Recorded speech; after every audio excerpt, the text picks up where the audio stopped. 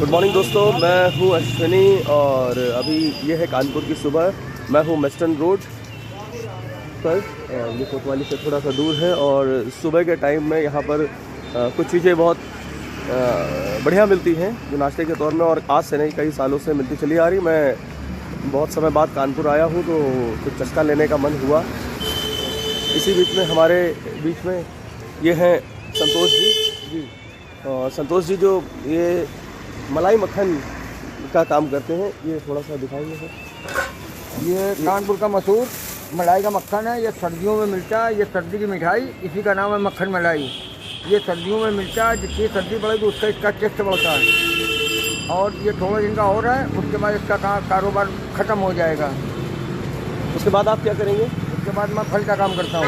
इसी कोने पर खड़ा होता हूँ चौराहे पे। तो संतोष जी, आप कितने सालों से ये काम कर रहे हैं? ये मैं 35 सालों से काम, मेरा आर्यानगर में 35 साल हो गए मेरे को बेचते हुए। मेरे पिताजी यहीं बेचते थे बंगाली माल में। ये हमारा करीब पुश्तैनी धंधा है।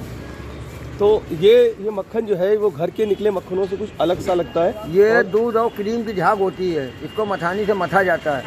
जब इसको मथानी से मथा जाता है, उसको फिर खड़वाते हैं। फिर जब मजबूत हो जाती है झाग, तब इसको हम निकाल के धरते जाते हैं। जब मजबूत हो जाती है तब इसको हम ठेले में भगोने में भरते हैं। पहले मलाई डालते हैं, फिर मक्खन भरते हैं, फिर मलाई डालते हैं, फिर मक्खन भरते हैं, तब ये तैयार हो जाता है।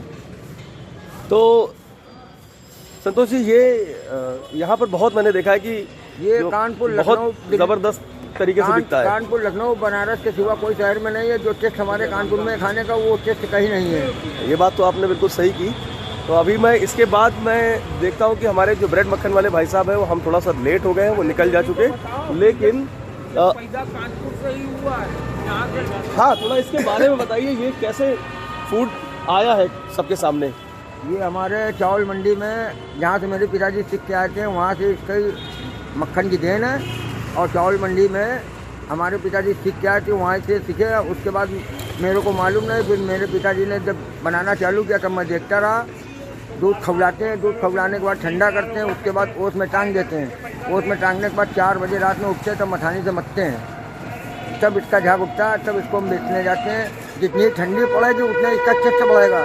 जो गर्मी पड़ेगी उसका टेस्ट कम होता चला जाएगा। तो इसमें क्या क्या मिलाते हैं सर आप? इसमें शक्कर है और केसर का कलर है।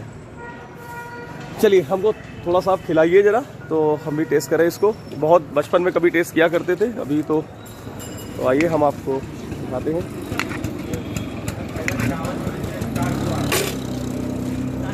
ये पहले सुबह आदमी खाने को बहुत आता था। अब जब से ये नई युग पीढ़ी चालू हो गई, इसको खाना बंद कर दिया है।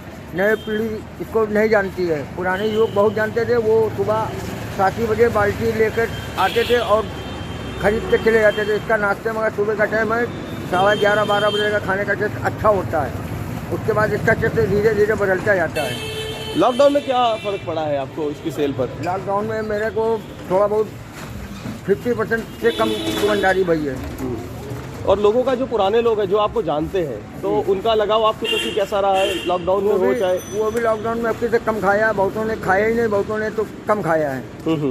लॉकडाउन में बहुतों ने भी खाया, बहुतों ने खाया ही नहीं। चलिए, इसको हम जो है खाना शुरू करते हैं। और ये बहुत ही बिल्कुल सॉफ्ट होता है।